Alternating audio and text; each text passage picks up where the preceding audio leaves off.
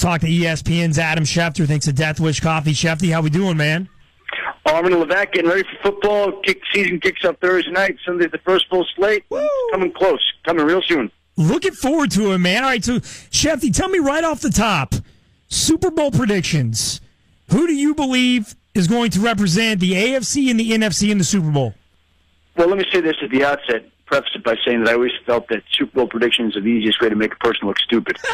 So that's fair. I'll give you something right now that you can play back in February and say, "Oh my God, Adam Schefter's a moron." Okay. And no, I'll never do that. Possible. That's what I meant. but the teams that I'm picking to go to the Super Bowl for whatever it's worth, and it's worth nothing. Yes. Nothing, are the Baltimore Ravens in the AFC and the Philadelphia Eagles in the NFC. I was so hoping you weren't going to choose the Philadelphia Eagles. You believe that Chip Kelly, all the crazy stuff that he's done, that it's not only going to work, but he's going to get him to the Super Bowl. I just believe that they've got a high-powered team. I believe they got a lot of speed in a lot of places. I believe they've got some excellent football players, the ability to run the football, play good defense, be opportunistic, excel on special teams. You know, for them to get to the Super Bowl, Sam Bradford's going to have to stay healthy all season long, which nobody knows whether he can do that. A lot is going to have to go right. But you know what? For any team to reach the Super Bowl, a lot is going to have to go right. So Philadelphia is as good a guess as Green Bay or Seattle or Dallas or any team that you would anoint today as a potential Super Bowl favorite, or whatever that's worth. Yeah, stop giving yourself outs. I like the beginning when you said that no matter what happens, you'll probably look like an idiot. Okay, so your opinion, Eagles or Ravens, who wins at the Super Bowl? Oh, boy, now you really want to make me look stupid. Come on, I want Super Bowl predictions with no winner? Come on, what is it, soccer? Well, you know what? I submitted these picks to ESPN last week, and to be honest with you, I don't even remember what pick to win the Super Bowl. Okay. That's how much thought I've given to it. All right. But you want my pick right now? I'll tell you that the Philadelphia Eagles win the Super Bowl. Oh, win the Super Bowl. Jeez, shot to the heart. ESPN's Adam Schefter, brought to you by Death Wish Coffee every week. The chances I'm right are very slim. You know that, right? Good. I hope you're right on that assessment. Hey, I'll give you multiple choice. Who's going to be better, Jets or Bills? Oh, is that one that tough too? Yeah, it's a great one because the Bills last year went 9-7. The Jets had a down year, and I think the Jets are a pretty good team. They feel pretty good about themselves. I'm going to say the Buffalo Bills, but I think both teams are going to be very competitive. I really do. Man, you had no idea I was just going to come at you today with these. In fact, I would tell you that the prediction business is so difficult because things change week to week. Yeah. Injuries, health, confidence, momentum, and again, I try to make my living in reporting facts. Predictions are not facts. Predictions are predictions, and they're very difficult to get right. Like even football prognosticators, so rare. It's fun to talk about. It's like it's like a drug. It's just not real. It's just not real. It feels good to do it, maybe, but it's really kind of worthless. All right, you're the man in the know. You're the one with the facts. ESPN's Adam Schefter. So give me some facts on Jason Pierre Paul. What is the latest going on at the Giants facility? Well, the two sides, and I'm not surprised by this, are in disagreement about how to handle a situation going forward. And he has not signed that franchise tender. There are no plans to sign that franchise tender anytime soon. And the discussions between him and JPP have broken down over differences of opinion on his readiness to play after suffering injuries in that fireworks accident. So, again, he's going to want to be paid right now. Giants don't want to pay him because he may not be ready to play. And we've heard a lot of conversation. This saga is far from being over. It wasn't like he was just going to show up and then play Sunday against Dallas. That's not going to happen. Okay? He's not going to play. And the question is, when is he going to play? And when is he going to be ready to play? But one person told Ed Roto this afternoon, the source involved in the discussions between the player and the team, told Ed in a text, probably not going to happen in the near future. Probably will wait until he gets fully ready. So if he doesn't sign with the Giants, let's say a month, then he goes back home to Florida? So he cannot be with the team unless he signed? Is that accurate? Well, he's their franchise player, and he's not allowed to sign a long-term extension with anybody. And the Giants, as long as they don't remove that tag, they'll have to make a decision here on what to do with him, what list to put him on. but he's not ready to play. Okay. So they can put him on the reserve, the pup, physically unable to perform, which would sideline him 6 weeks, but he'd lose money, and he doesn't want that. And then he has to sign that tag anyway to be ready to play. So maybe if they do that, and he doesn't want to abide by that because he wants to get paid, maybe he's not going to sign the tag until the 9th week of the season, which is the minimum he'd have to be tendered by, or not at all. So, again, a lot of mystery, a lot of intrigue. Wasn't like he was just going to show up and play Sunday and everything was going to be hunky-dory and both sides were going to live happily ever after. Again, where this goes and how this lines up, we do not know. Chef, do you think the Giants still hold a little bit of a grudge with the way the JPP has mishandled the situation? Yeah. Absolutely. I mean, they could not get involved. They were kept in the dark for 2 months. They were not allowed to examine their franchise player, meet with them, do anything. I'm sure they're not pleased about that. Absolutely. I mean, why would they be? So, you know what? But the bottom line is both sides are doing what they have to do to protect their own interests. It's a business deal. JPP is trying to make the most money, and the Giants are trying to make the best decision, right? So, I mean, both sides are doing exactly what they should be doing. And that leads to a dance that gets us nowhere quick, which is not what Giants fans want to hear, but which is the reality of the situation. All right, so this thing is a long way from being over. What do you think, Schefter? You're here in a month? 2 months? I mean, are we 4, 5, 6 games in the season before JPP even joins the team to start working out with them? Again, it's impossible to say. The only thing I can say with confidence is the two sides right now, today, are nowhere near a solution, and I don't expect them to play Sunday. We'll start with that. Sounds good. And you know what? Luckily for us, we'll talk to you next week and get another update week by week. Don't you worry. We'll continue to ask you about JPP. ESPN's Adam Schefter thinks of Death Wish Coffee. Victor Cruz, should we have any kind of optimism that he'll play this weekend? I would be a little surprised if you're out there. Again, people think that Victor Cruz is back on the field. He's just going to go be Victor Cruz again, and he's not. You know, I was talking to Stefan Gabel, the ESPN medical expert, about this, and I think there have been 18 players since the league began charting this who have suffered the type of injury that Victor Cruz did. 80% made it back, 83%, 17% didn't at all. Of that 83 that made it back, majority of them only played one season. And so, is he coming back? When's he coming back? I expect him to be back. Is he going to be the same receiver he was? That's what everybody's waiting to see. You know, that's a serious injury for a wide receiver who relies on his quickness and speed to make a living.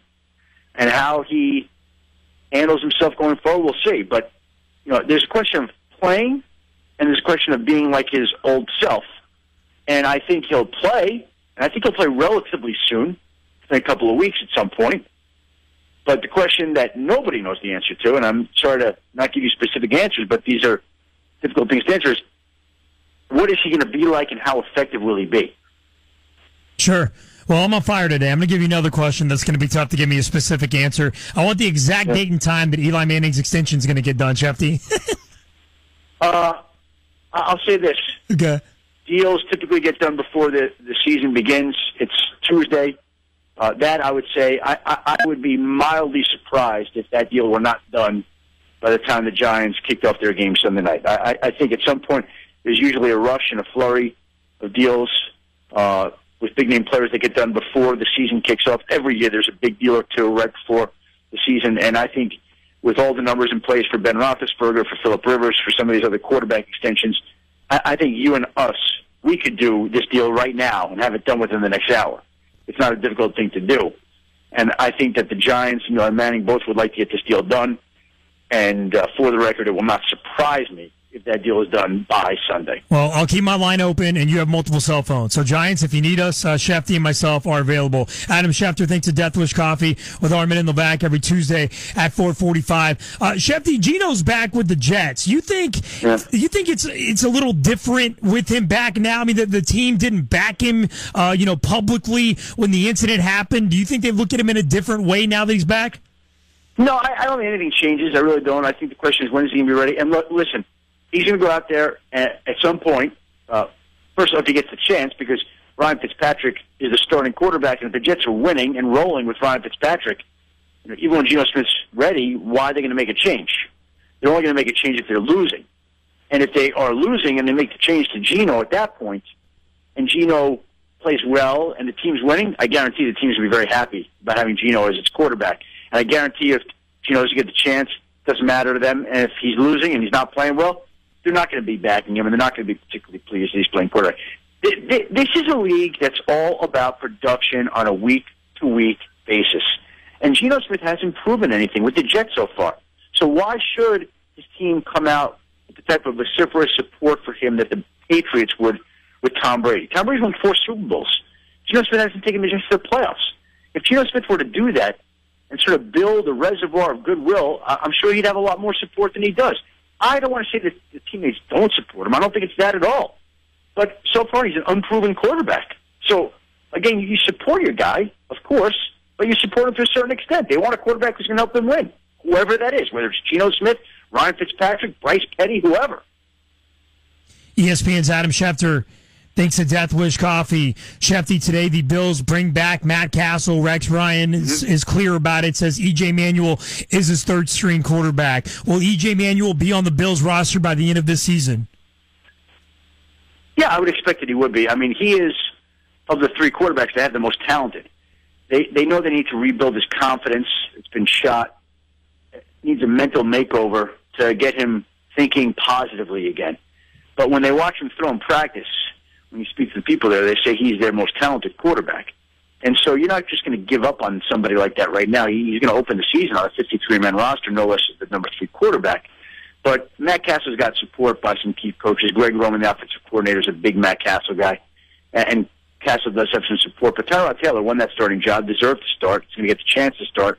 And much like the Jets with Fitzpatrick and Geno's a backup, if Tyrod Taylor's winning, he's going to keep rolling. He'll keep playing. That's the way it's going to be. If he doesn't, at some point, they may turn to Matt Castle. They have the option to do that, just as the Jets have the option to do that. That's what happens when you don't have stability or a reliable starter, as is the case with the Buffalo Bills and New York Jets, and that's why those 2 teams are probably chasing the Patriots and the Dolphins, who have established starters, with the starter in New England being a lot more established than the starter in Miami right now. Shefty, outside the lines report today, exposing Roger Goodell, the research they did on Spygate from 2000 to 2007. Will this have any impact on Roger Goodell or the NFL front office? Well, I had to read the piece, though, because I know it's lengthy, and I was told it's very lengthy. I just haven't had time to read it yet today, and I plan to sit down at some point tonight or tomorrow morning and read it, because I've heard it's very well reported. But I know this. It just, the image, without having read it, is that it does not reflect positively on the league. The league continues to get in its own way and make missteps. But again, it'd be difficult for me to comment on it. I just saw a bunch of people on Twitter, like Jamel Hill, saying, the NFL has become a clown show, is what she wrote. And so I have to read it and judge for myself. But again, I don't think in a piece like that, many people come out looking positive. No, I got you. ESPN's Adam Schefter. Thanks to Death Wish Coffee. And Shefty, I normally talk to you a couple times during the week off the air. You've been busy. I haven't reached out to you this week. I haven't told you this. I'm going to tell you this for the first time live on the air. Death Wish Coffee is one of the top 10 finalists in the country to get a commercial during football's biggest game in February, fully paid for. A 30-second commercial, thanks to Quicken Loans, completely paid for in February. How sweet is that, man? Well, what do we have to do to help them get it? Because they certainly deserve it, because their product is superb, as we know, and we'd like to help them get that commercial. Let me know if there's something we could do to help push them over the top. And if we do push them over the top, I think that we should beat it. Me and you guys. You know what? I completely agree with that. I will definitely make sure that they are aware of that. And it's by QuickBooks. And here's how we get this done. It's the Small Business Big Game. I'll send you the link, Shefty. Look up Death Wish Coffee on Facebook. They have the link there. And you can vote every day between now and November 3rd. Every day between now and November 3rd. We can get people to vote for this? Yes, it's a voting thing. We vote them. It's a top 10 voting thing. Well, we got this taken care of. Woo! Yes! That's what I'm talking about. All right, I'm going to send you the link. I'll tweet it to you, and I'll make sure you get it, okay? Yeah, send me the link, and send me exactly what we're trying to do here. Okay. And I'll take a look at it, I'll study it, and we'll get it posted, and we'll see if we can get this done for Death Wish, because it certainly deserves it. Nice. Shefty, looking forward to it, man. Let's get it done. Death Wish Coffee contest going on. Look up their Facebook page. Vote for him now. Let's get him a commercial in the big game in February. Shefty, I got to let you go, man. I know I've been keeping you on too long. Thanks for letting me tell you about the Super Bowl commercial, and we'll talk soon. Thanks, guys. Have a great day. All right, Shefty. See you.